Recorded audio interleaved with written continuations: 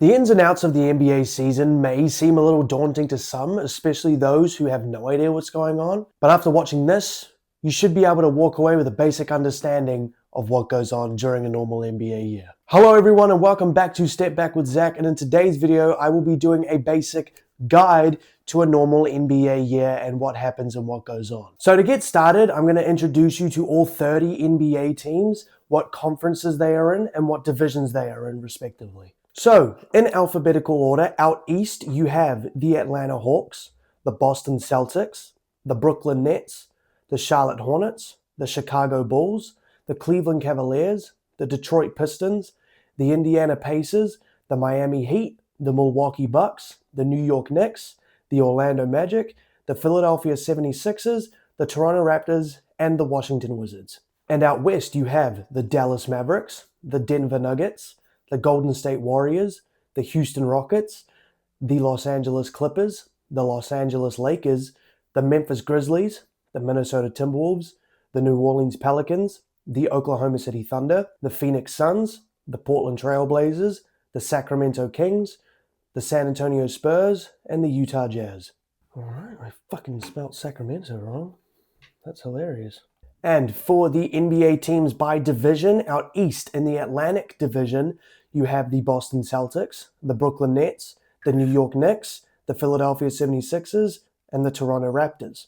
In the Central Division, you have the Chicago Bulls, the Cleveland Cavaliers, the Detroit Pistons, the Indiana Pacers, and the Milwaukee Bucks. And finally, in the Southeast Division, you have the Atlanta Hawks, the Charlotte Hornets, the Miami Heat, the Orlando Magic, and the Washington Wizards. And out west, you have in the Northwest Division, the Denver Nuggets, the Minnesota Timberwolves, the Oklahoma City Thunder, the Portland Trail Blazers, and the Utah Jazz. In the Pacific Division, you have the Golden State Warriors, the Los Angeles Clippers, the Los Angeles Lakers, the Phoenix Suns, and the Sacramento Kings. And finally, in the Southwest Division, you have the Dallas Mavericks, the Houston Rockets, the Memphis Grizzlies, the New Orleans Pelicans, and the San Antonio Spurs. Now that I've introduced you to all 30 NBA teams, it's now time to get into the actual order of a normal NBA year. We're going to start with the NBA offseason. The NBA offseason for the entire league begins once the NBA finals have concluded. This, however, does not mean that teams who have already been eliminated and are no longer playing can't make any moves, although all these moves and deals cannot be finalized until a later date. Game 7 of the 2025 NBA Finals, we actually saw the Houston Rockets and Phoenix Suns make a massive blockbuster trade where the Suns traded Kevin Durant to the Houston Rockets. However, that trade could not be finalized until later on. Many things happen in the NBA offseason, and we will get into those things in more detail very soon. However, the basic principle of the NBA offseason is players resting and recovering and preparing for the upcoming NBA season. Now, the first major event that happens in the NBA offseason is the NBA Draft Lottery/Draft. This event is an annual event, meaning it happens every year, where teams get to select certain players to join their organization.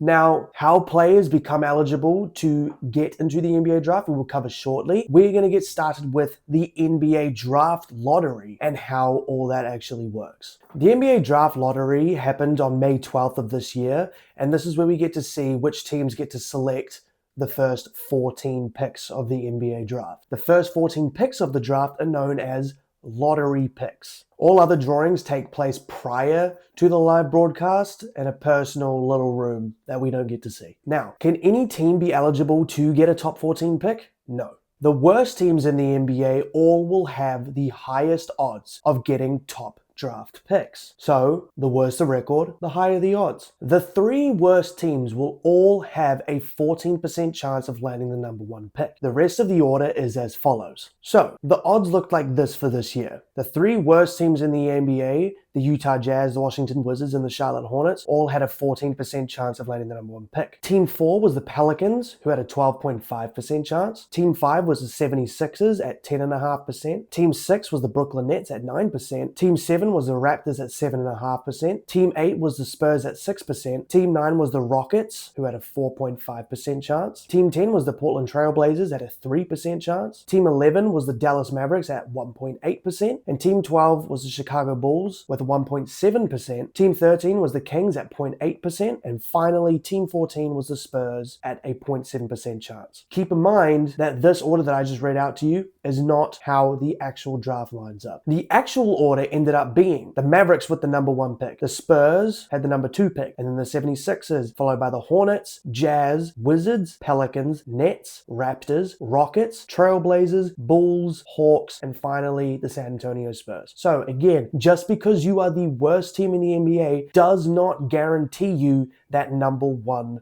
pick. Now, the way that NBA teams have picks is kind of confusing, so try to follow along as best as you possibly can. All NBA teams have first and second round picks. I will go over the rounds when we get to the actual draft talk. Teams can use what picks they have to trade to other teams for other picks or other players, or they can choose to hold on to these picks for the NBA draft. For example, the Utah Jazz last season, who had the worst record in the NBA, going 17-65, did not trade their rights to their own 2025 first round pick. So this meant that they were able to keep that pick and have a chance of winning the NBA draft lottery. Now, let's say, for example, that the Utah Jazz did decide to trade this pick in a previous NBA season or the same NBA season. This would mean that although the Utah Jazz still finished as the worst team in the NBA, they would not get to select with that pick as they traded its rights to another team. Instead, whichever team traded for that pick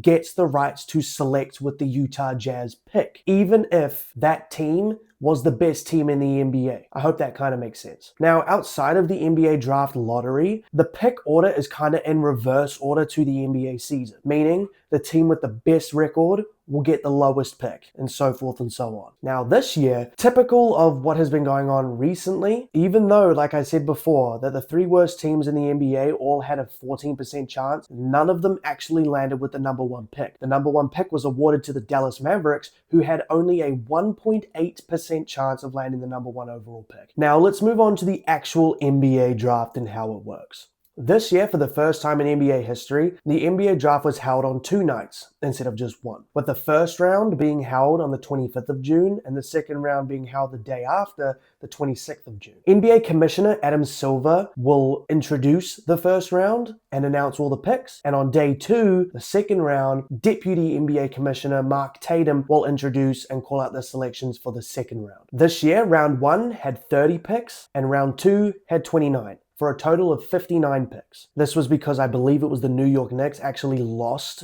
their right to pick due to a violation or a team conduct issue that happened. I don't remember what it was. The best players in the NBA draft will obviously be drafted higher. To be eligible for the NBA draft, American-born players must be turning 19 the same year of the NBA draft. So even if they enter the NBA draft at 18, it's okay as long as they're turning 19 that year. These players must also be 1 year removed from high school graduation, meaning they can go to college for 1 year, or they can travel overseas to play for an international team for a year and then come back and join the draft. Now, this one for foreign players, I am going to read off my script because it can be a little bit confusing. So, foreign players become eligible for the NBA draft by being at least 19 years old or turning 22 by the draft calendar year for automatic eligibility and meeting specific criteria, such as not having lived in the US for 3 years prior to the draft and having never enrolled in a US college. Now, all players must specifically declare to join the NBA draft. However, just because a player declares for the draft does not guarantee that he will actually be drafted. Prospects who declare for the NBA draft all go through the same process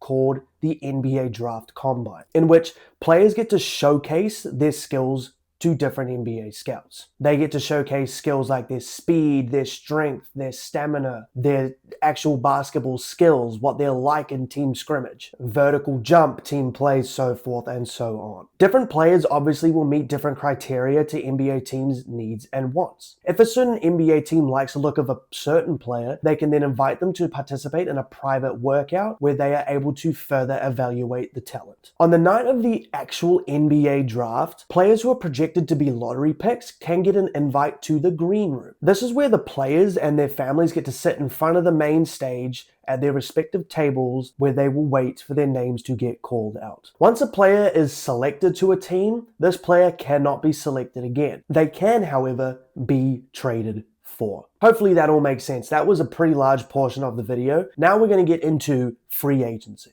The NBA free agency period can sometimes be the most exciting part of an NBA offseason. It typically starts on the 30th of June, and this is when all teams and players can start negotiating contracts. Free agency works when a player's contract is done, they've finished their contract with a certain team, and now they can enter the free agency market, where any team can negotiate a contract with them as long as they meet certain financial criteria. If a player on a certain team's contract is about to run out or about to expire, they can choose to re-sign with their team. But like I said before, not all teams can offer any player any amount that they want. Money is a huge factor when it comes to NBA free agency, obviously. Some teams have more money to spend than others, and this can come down to multiple things. Higher market teams, such as the Los Angeles Lakers or the New York Knicks, have higher market value, meaning their teams are worth more money. Another factor is certain players on certain NBA teams might not be making as much money as other teams, therefore meaning that team has more money to spend.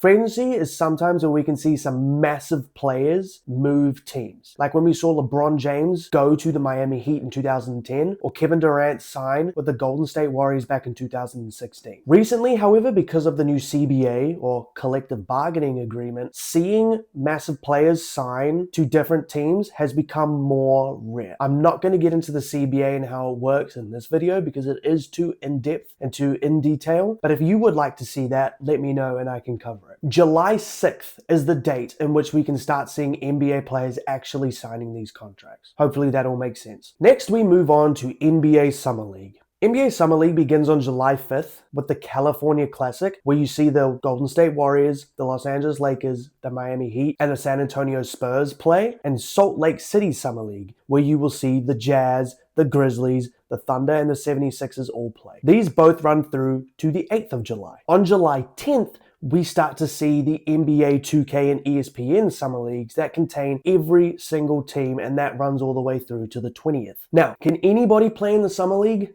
No. The summer league, even though I stated that every team gets to play, is consisted of rookies, sometimes sophomores, and players who aren't quite good enough to make NBA teams, who want to prove themselves that they actually are good enough. So, to summarize, it's the players who aren't quite good enough, the rookies, and sometimes sophomore players who participate in the summer league. This is good for NBA rookies and sophomores as it helps kind of introduce them to NBA level competition without throwing them in the deep end right away. Next up, we have NBA Media Day and Training Camp. For teams competing in preseason games overseas, they will start their training camp on the 24th of September. For the remaining 25 teams, training camp opens up on the 29th. Training camp is essentially exactly what it sounds like. You're training with your team for the first time properly, and you're trying to gel, you're trying to link, trying to make plays, see how everything works, see how everything feels. And NBA Media Day, again, is exactly what it sounds like. This is when every NBA team will get to talk to the media, take photos in their uniforms with their new teammates and their new teams, and host press conferences where they answer questions typically about what they did in the offseason, or if their teams made any interesting moves, they will talk about that as well. Now, the NBA preseason is where we are currently at right now. NBA preseason is where we get our first real taste of NBA hoops being back. It begins on the 2nd of October, and this is where teams play other teams. Sometimes even from other parts of the world. Like when we saw the Pelicans travel to Australia to play against some NBL competition. Now, anybody on these NBA teams can actually play in these games. However, that doesn't mean that we will see them play as hard or for as long as the normal NBA season. The preseason is a good way to kind of get players back into the groove of an NBA season and to help them get the feel of NBA basketball coming back. Now, the NBA preseason doesn't count for anything really. The stats don't count, the records don't count, none of it matters. It is very common to see NBA stars not play very long minutes in these preseason games, as their coaching staff doesn't want to risk injuring them before the actual season that matters begins. The preseason ends on the 17th of October. Now, moving on to the NBA regular season. The NBA regular season this year will begin on the 21st of October. All 30 NBA teams participate in the NBA regular season, with the best of the best playing hard and competing every night. Well, that's what we kind of hope for anyway. Kawhi Leonard. The regular season is where everything matters. Your stats count. Your wins and losses matter, especially for competing teams who are wanting a shot at winning the NBA Finals. The regular season consists of 82 games for every NBA team. However, certain NBA teams will play 83 games depending on if they make the NBA Cup Finals or not. We'll get into the NBA Cup shortly. There are multiple key events in an NBA regular season. We have the NBA trade deadline, which means once we hit that date and time, no trades can be made after that period. That happens on the 5th of February. We also have the NBA Emirates Cup, which again, like I said, I will cover shortly. And we have NBA All-Star Weekend, which I will also get into. Once the season is over, teams have their final placings or seeds. This determines if teams play in the NBA playoffs or not. During the regular season, this is also where we see players win the major awards, the MVP award, the Defensive Player of the Year award, etc., etc. These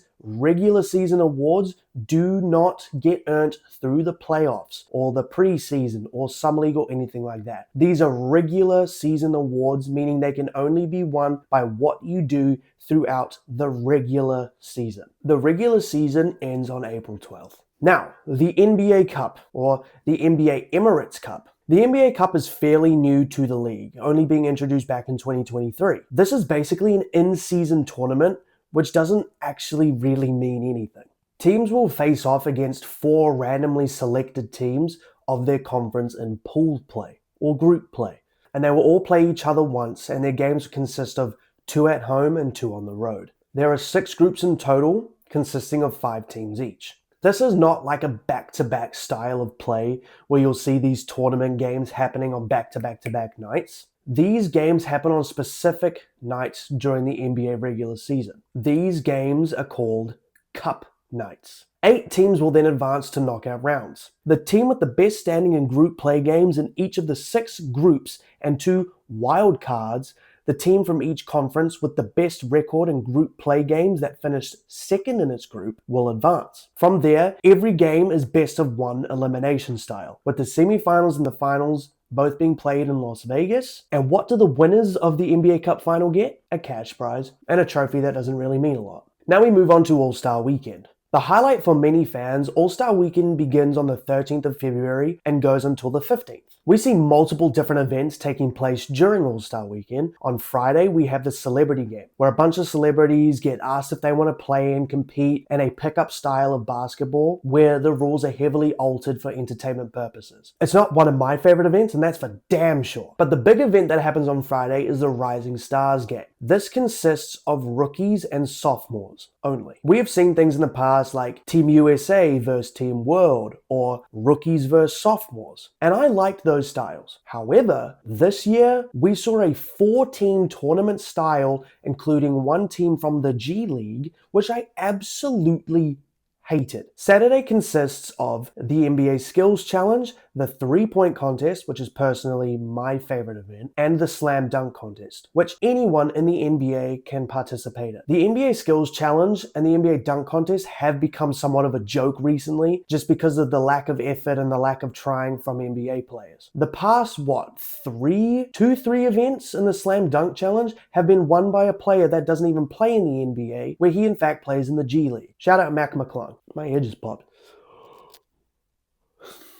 Finally, Sunday concludes with the NBA All-Star Game. The starters for the NBA All-Star Games are selected from West and East. The starters are decided via voting, with majority being decided by fan votes, and the bench is done by the coach of whoever is coaching the team. Again, we have seen many different formats of the NBA All-Star Game take place, where predominantly we have seen Team East versus Team West battle it out for decades. But recently, we have seen changes where the captains, the leading vote getter of each conference, gets to draft their own team based on the pool of players who were selected to be All-Stars. And last year, we saw probably, in my opinion, the worst iteration of this, where we had the TNT crew, Shaq, Kenny, and Chuck, draft their own teams. The winners of the All-Star Game ultimately just get bragging rights. However, the players know this isn't really for them, it's for the fans. But again, the NBA All-Star Game has kind of become a joke because players don't really care, because they don't really actually want to play. They don't want to risk injury, which is very understandable. Now, finally, we have the play-in/playoffs. After the regular season concludes, we have the NBA play-in tournament, which begins on the 14th of April, almost immediately after the actual NBA season, which finishes on the 12th. The play-in tournament goes all the way up until the 17th of April. The 4 teams who are seeds 7, 8, 9, and 10 from each conference will play each other to see who can play in the playoffs. As you can see here, the 7th and 8th seeded teams will play each other first, with the winner getting to be the 7th seed in the actual NBA playoffs. And the loser has to play another game to determine whether or not they play. The 9th and 10th seeds play against each other as well, where the winner ultimately gets to go on to play the loser of the 7-8 seed matchup, and the loser gets eliminated entirely. And then the winner of this final game ultimately will be the 8th seed in their respective conference. Record does not matter amongst the 7th to 10th seeds ultimately. The playoffs then begin on the 18th of April. The team with the best record for their conference in the regular season gets to be the number 1 seed, and the next best record being the 2nd seed, and so forth and so on. If there are 2 teams that have the same record, ultimately who gets the highest seed is decided on who won the most games in their matchups during the regular season. And if this was tied, there are other certain factors that go into it that determine ultimately who gets to be the highest seed. When it comes to the playoffs, you always want to try and be the highest seed or the highest seed as possible, as home court advantage in the playoffs is a real thing, and the highest seeds will always get home court advantage. Higher seeds also get to play lower seeds. So, as you can see here, the number 1 seed will play the 8th seed. The number 2 seed will play the 7th seed. The number 3 seed will play the 6th seed, and the 4th seed will play the 5th.